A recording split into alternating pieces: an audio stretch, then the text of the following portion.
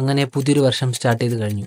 പുതിയൊരു വർഷത്തിൽ എങ്ങനെ സമ്പാദിക്കാം, എങ്ങനെ സേവ് ചെയ്യാം എന്നുള്ള ഒരുപാട് വീഡിയോകൾ നിങ്ങൾ ആൾറെഡി കണ്ടിട്ടുണ്ടാവും. ഞാൻ ഈ വീഡിയോയിൽ പറയാൻ പോകുന്നത് നിങ്ങൾ എങ്ങനെ സേവ് ചെയ്യാം അല്ലെങ്കിൽ എങ്ങനെ ഇൻവെസ്റ്റ് ചെയ്യാം എന്നതിനെ പറ്റിയല്ല. അങ്ങനെ ഇൻവെസ്റ്റ് ചെയ്യുമ്പോൾ നിങ്ങൾ ശ്രദ്ധിക്കേണ്ട 5 മിസ്റ്റേക്കുകളെ കുറിച്ചാണ്. അഞ്ചാമത്തത്, നമ്മൾ സേവ് ചെയ്യുന്ന ഇൻവെസ്റ്റ്മെന്റ് ഡയറക്റ്റ് ആണോ റെഗുലർ ആണോ എന്നറിയാത്തത്. നമുക്കിത് എളുപ്പത്തിൽ മനസ്സിലാക്കാനായിട്ട് ഒരു എക്സാമ്പിൾ നോക്കാം. ഇതിനായി ഞാൻ എടുക്കുന്നത് ആക്സിസ് മൾട്ടി ക്യാപ് ഫണ്ടാണ്. കഴിഞ്ഞ ഒരു വർഷത്തെ ഈ ഫണ്ടിൻ്റെ CAGR റേഷ്യോ, അതായത് ഇതിൻ്റെ ഗ്രോത്ത് റേറ്റ് റെഗുലർ ഗ്രോത്ത് വെച്ചിട്ട് 31.95 ആണ്. ഇനി നമുക്ക് ഡയറക്റ്റ് ഗ്രോത്ത് റേറ്റ് നോക്കാം. അങ്ങനെ ഡയറക്റ്റ് ഗ്രോത്ത് ആക്കുമ്പോൾ നമുക്കിവിടെ കാണാൻ കഴിയുന്നത് 33.5% ഗ്രോത്താണ്. അതായത് 1.55% കൂടുതൽ. നമുക്കിത് കേൾക്കുമ്പോൾ വളരെ ചെറിയൊരു ശതമാനമായിട്ട് തോന്നാം. ഇതിൻ്റെ ഡിഫറൻസ് മനസ്സിലാക്കാൻ നമുക്ക് ഒരു എക്സാമ്പിളൂടെ നോക്കിയാലോ.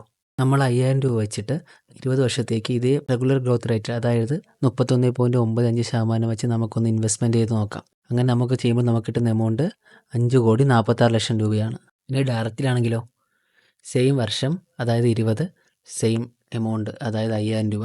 ഗ്രോത്ത് റേറ്റ് മാത്രം മാറ്റി നോക്കാം, 33.5. ഇപ്പം നമുക്ക് കിട്ടുന്ന എമൗണ്ട് 6,65,00,000 രൂപ.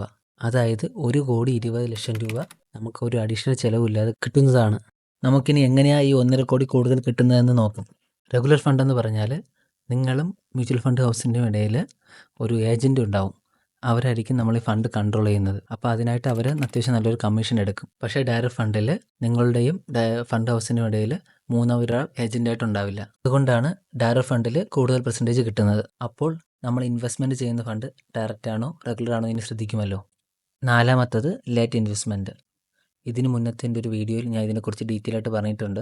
അത് മനസ്സിലാക്കാനായിട്ട് നമുക്ക് ആ വീഡിയോ ഒന്ന് കണ്ടു നോക്കാം. ഇദ്ദേഹമാണ് മനു. ഇദ്ദേഹം കഴിഞ്ഞ 20 വർഷം 2,000 രൂപ വെച്ച് മാസം SIPയിൽ ജോയിൻ ചെയ്തിരുന്നു. കഴിഞ്ഞ 20 വർഷത്തെ ആവറേജ് റേറ്റിംഗ് 15%. അന്ന് അദ്ദേഹത്തിന് 4,80,000 രൂപ ഇൻവെസ്റ്റ് ചെയ്തപ്പോൾ 30,31,910 രൂപ കിട്ടി. ഇത് അദ്ദേഹത്തിൻ്റെ കൂട്ടുകാരൻ രാഹുൽ. ഇദ്ദേഹവും കൂട്ടുകാരനെ പോലെ 2,000 രൂപ വെച്ച് ഇൻവെസ്റ്റ് ചെയ്തു. പക്ഷേ ഇദ്ദേഹം ഇൻവെസ്റ്റ് ചെയ്തത് 20 വർഷത്തിന് സ്ഥാനത്ത് 25 വർഷമാണ്. അങ്ങനെ 6 ലക്ഷം രൂപ ഇൻവെസ്റ്റ് ചെയ്തു. അപ്പോൾ അദ്ദേഹത്തിന് കിട്ടിയ 65,68,147 രൂപയാണ്.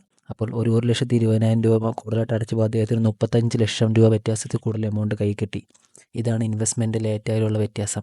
ഒരേ തുക 5 വർഷം കൂടുതലായിട്ട് അടച്ചപ്പോൾ അദ്ദേഹത്തിന് കിട്ടിയത് 35 ലക്ഷം രൂപ കൂടുതലാണ്. ഇതുകൊണ്ടാണ് നമ്മൾ ഇൻവെസ്റ്റ്മെൻറ്റ് എപ്പോഴും നേരത്തെ തുടങ്ങണമെന്ന് പറയുന്നത്.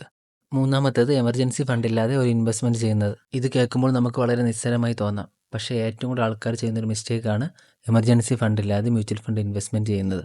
ഇതിൻ്റെ ഒരു പ്രശ്നം എന്തെന്ന് പറഞ്ഞാൽ, നിങ്ങൾക്ക് ഭാവിയിൽ എന്തെങ്കിലും ഒരു അത്യാവശ്യം വന്നാലോ അല്ലെങ്കിൽ നിങ്ങളൊരു വരുമാനം കട്ടായാലോ, നിങ്ങൾക്ക് പെട്ടെന്നൊരു ഹോസ്പിറ്റൽ ഫെസിലിറ്റി ഇഷ്യൂ, എന്തെങ്കിലും വലിയൊരു ഇഷ്യൂ ഉണ്ടായാലും നിങ്ങൾ ഈ SIPയിൽ നിന്ന് പൈസ എടുക്കാനുള്ള പോസിബിലിറ്റി വളരെ കൂടുതലാണ്. അതുകൊണ്ട് നമ്മൾ മാസത്തെ വരുമാനത്തിലെ 3 ഇരട്ടിയെങ്കിലും നമ്മളൊരു ലിക്വിഡ് ഫണ്ടായിട്ട് ബാങ്ക് ഇട്ടേക്കണം. അതിനുശേഷം മാത്രമേ നമ്മൾ ഈ ഇൻവെസ്റ്റ്മെൻറ്റ് സ്റ്റാർട്ട് ചെയ്യാവുള്ളൂ. രണ്ടാമത്തത്, നമ്മൾ ഇൻവെസ്റ്റ്മെൻറ്റ് ചെയ്യുന്നത് ഫണ്ട് ഡൈവേഴ്സിഫൈ ചെയ്യാത്തത്. പല ആൾക്കാരും കാണിച്ചു വരുന്നത് മിസ്റ്റേക്കാണ്. ലാസ്റ്റ് 1-2 വർഷത്തെ ഗ്രോത്ത് റേറ്റ് നോക്കിയിട്ട് ഒരു പർട്ടിക്കുലർ ഫണ്ട് മാത്രം നമ്മൾ ഇൻവെസ്റ്റ്മെൻറ്റ് ചെയ്യുന്നത്. മ്യൂച്വൽ ഫണ്ട് നമുക്കൊരിക്കലും പ്രഡിക്റ്റബിൾ അല്ല. അതുകൊണ്ട് തന്നെ നമ്മൾ നമ്മളെ ഫണ്ട് എപ്പോഴും പലതായിട്ട് ഇൻവെസ്റ്റ്മെൻറ്റ് ചെയ്യുക. ഡെപ്റ്റിൽ ഇൻവെസ്റ്റ്മെൻറ്റ് ചെയ്യുക, ലാർജ് ക്യാപ് ഫണ്ട് ഇൻവെസ്റ്റ്മെൻറ്റ് ചെയ്യുക, സ്മോൾ ക്യാപ് ഫണ്ട് ഇൻവെസ്റ്റ്മെൻറ്റ് ചെയ്യുക. ഇപ്പം നമ്മളെ റിസ്ക് വളരെ കുറവായിരിക്കും. അടുത്തത്, ആദ്യത്തേതും ഏറ്റവും പ്രധാനപ്പെട്ടതുമായ മിസ്റ്റേക്കാണ് നമ്മൾ മ്യൂച്വൽ ഫണ്ട് മാത്രമായി ഇൻവെസ്റ്റ്മെൻറ്റ് ചെയ്യുന്നത്. മ്യൂച്വൽ ഫണ്ട് നമുക്കൊരിക്കലും പ്രഡിക്റ്റബിൾ ആയിട്ടൊരു സംഭവമല്ല. നമുക്ക് എന്തെങ്കിലും ഒരു അർജൻറ്റ് സിറ്റുവേഷൻ വരുന്ന സമയത്തായിരിക്കും ഒരുപക്ഷെ മാർക്കറ്റ് ഇടിഞ്ഞ് നിൽക്കുന്നത്. ആ സമയത്ത് ചിലപ്പോൾ നമ്മൾ ഇൻവെസ്റ്റ്മെൻറ്റ് ചെയ്ത ഫണ്ട് പോലും നമുക്ക് കിട്ടണമെന്നില്ല. അതുകൊണ്ട് നമ്മൾ എപ്പോഴും ഇൻവെസ്റ്റ്മെൻറ്റ് മ്യൂച്വൽ ഫണ്ട് ഇടുന്ന പോലെ തന്നെ കുറച്ച് ഗോൾഡിലും കുറച്ച് ബാങ്കിൽ ഡെപ്പോസിറ്റ് ആയിട്ട് FD ആയിട്ടൊക്കെ ഇടുക. അങ്ങനെ ചെയ്യുമ്പോൾ നമ്മുടെ ഇൻവെസ്റ്റ്മെൻറ്റ് എപ്പോഴും അത്യാവശ്യം സേഫും ആവറേജ് ഗ്രോത്ത് നമുക്ക് അത്യാവശ്യം നല്ല രീതിയിൽ കിട്ടുകയും ചെയ്യും. SIP പോലെ തന്നെ ചെറിയൊരു തുക മാസം ഡെപ്പോസിറ്റ് ചെയ്ത് സമ്പാദിക്കാൻ പറ്റുന്നൊരു ഓപ്ഷനാണ് RD.